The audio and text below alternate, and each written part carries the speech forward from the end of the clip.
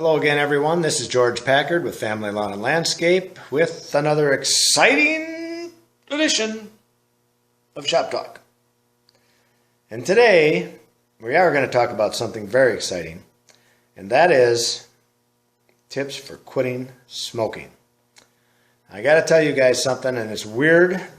I know that I'm talking about this, but like everything I've tried to do on YouTube here, it's always been to try and help people. And that's why we're going to talk about this. A while back, I've been wanting to quit smoking for a long time.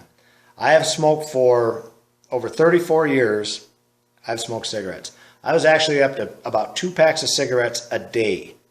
Okay, so it was just one after the other. It was just ridiculous. So, having said that, just now, and I'm telling you, this is my second month. I've quit smoking for 2 months now. And I'm by far not an expert on this, but I want to tell you guys something. I found a way to quit, I believe, that actually worked for me, and I want to share it with you, okay? And for me to be smoking 2 packs of cigarettes a day and trying to run 2 businesses and the family and everything else that's going on in life, it's a challenge, okay? And especially when all the guys around you are still smoking. My wife still smokes. It's frustrating. So you talk about having, things in your face all the time and constantly around that smoke. Well, that's me. So if I can do it through all of that, you can do it. Okay. Here's my trick. This is the thing that I found, that I heard about it, and sure enough, it works. Now this is what they call one of those e-cigarettes. Okay.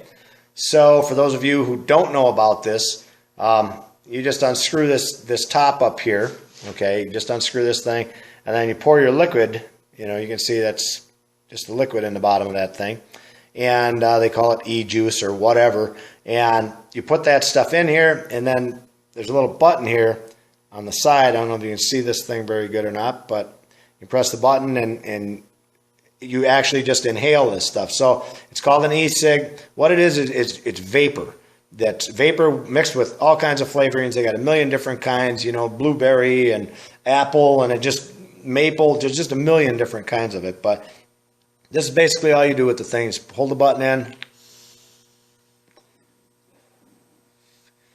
It's just like a cigarette, It's in a way, it's kind of nice, I think, because a lot of times you're so used to having this cigarette in your mouth all the time. So that's a good thing that you still continue to do that. But you're not getting all those chemicals. Now, I know what people say. They say, yeah, well, now there's proof that these things are bad for you too. Well, you know what? Number one, they don't have that proof yet. Number two, I'm sure it's coming. I'm sure that they're working on that, because I even asked my doctor about this. I'm like, okay, doc, tell me what your thought is on this, because this is what I'm thinking about doing. I got to do something because I'm running out of air all the time. I can't go 50 yards without running out of air. And I especially noticed this during rifle season, when we were trying to drive deer and push deer, and you're in the foot deep snow, and I was just out of air. I had to stop all the time. Now, I'm a guy that I thought was in shape because I'm always working out, but I definitely, this is really holding me back was the cigarettes. But anyway, back to the doctor and talking to him, I said, what do you think about this, this e-cigarette thing? And he said, George, let me tell you something. Just your average cigarette has 200 and some, I don't remember what he said, but all these different things that are in it that are bad for you. There's a million different poisons that are in these cigarettes that are bad for you, okay? He said, I don't think they're going to find over 200 some things that come with this that are going to be just as bad for you. At least you're getting rid of the majority of the toxins that you're putting in your body every single day, okay? Things are terrible for your heart, and they constrict all your blood vessels and all that stuff and create tons of heart attacks and stuff like that every year. I didn't want that to be me. I preach this all the time about trying to take care of yourself, and so that you can take care of your family and stuff, and you can be around for them, so you can be around and watch your grandkids and stuff. And I realized once my grandkids started coming too, I was thinking to myself, if I don't do something to change, I'm not going to be around. So I had to do something to change, and this is what I'm doing. And I'm thankful that God has allowed me to do this, and He's made it easy for me to do this. Now, I don't know if the transition of from going to 2 packs a day to none, if it's all attributed to this, I don't know. I don't think so. I think a lot of it's in your mind. I think you got to have it in your mind. You've had enough and you want to quit. So I know I feel better. I know I have a lot more air, you know, so when I'm working on stuff, I'm not out of breath all the time. You know, that's awesome. The feeling of that is awesome. The other cool thing is food actually tastes good. And I think that's another reason why sometimes people gain weight. You know, I gained weight as soon as I quit smoking. I mean, immediately I gained weight because everything tasted so good because you actually found your taste buds again. So then you're eating a bunch of stuff.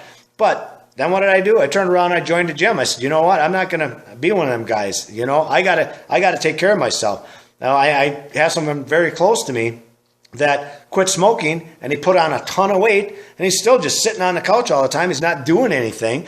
And he's like, well, you know, and then he had to go into the doctor, and he had bad heart problems, and he had to have stents several times, and the doctors are telling him to lose the weight, and he went back to smoking cigarettes. And it's like, well, Jesus, man, you're not solving anything. You know, you're going from one thing to another. So you quit smoking, which is good for you. Then you sit on the couch. You didn't change your lifestyle any. So you're just eating yourself to death. Now you gained all the weight. Now you got heart problems again. Well, change the things that you're doing that are wrong. And I know it's easy to say. It's hard to do sometimes, especially with the food and the weight loss. Man, it takes a lot to work that stuff out. I remember the first time I got on a treadmill. My wife and I got in there, and my hind end was hanging like way back. And I'm trying to go on this thing and just about got thrown off it. Don't know what I'm doing. There's people next to me running on these things. They know what they're doing. I don't know. So I get on there, and I'm huffing and puffing and going through this. And at the end, I burned off like 200 calories. And she's like, well, there goes a beer. And I'm like, are you kidding me? All of that? Almost got killed on this machine, and I just worked off a beer? Holy smokes, you know. So I had to start changing more than that. And it was, you know, now instead of munching on candy and cookies and all that kind of stuff that we had, now I'm trying to do more of the fruits, you know, bananas and grapes and things like that. So eat healthier, still do the snacks, eat pretzels, things like that. I use this thing in between, so I'm not doing this alone, you know. I mean, I've got this when I really get frustrated and I got to do something, I just grab this thing and go to work, you know. So there's a lot of tricks to that. And joining the gym to help keep the weight off, keep yourself in shape. I know it's getting better. I can feel it's getting better all the time. You know, as soon as I quit smoking for the first week, I just craved them all the time. Even though I had this, I still craved those cigarettes. And now I've noticed every week it gets a little better, a little better, a little better, a little better. So I'm telling you guys, do this. Use this thing to get you off. I know of a few guys that have used this to get you off cigarettes, and all of a sudden they just throw this away, and they're completely done with everything, and they're doing just fine. You know, so it's a good thing. I had a brother that quit. He used Chantix, it's called, and you had to get that, I believe, from the doctor, and he wrote him a script for that, and he quit on that. You know, so that worked for him, and that's fantastic. You know, so there's things you can do. Okay. I know you have more energy. I'm trying to convince you guys to quit smoking if you can.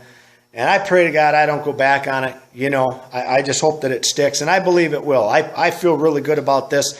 And they always say that right off the bat it is the hardest, you know. Well, if I can make it through that, and after smoking 2 packs a day, it works for me. So you guys give these things a try.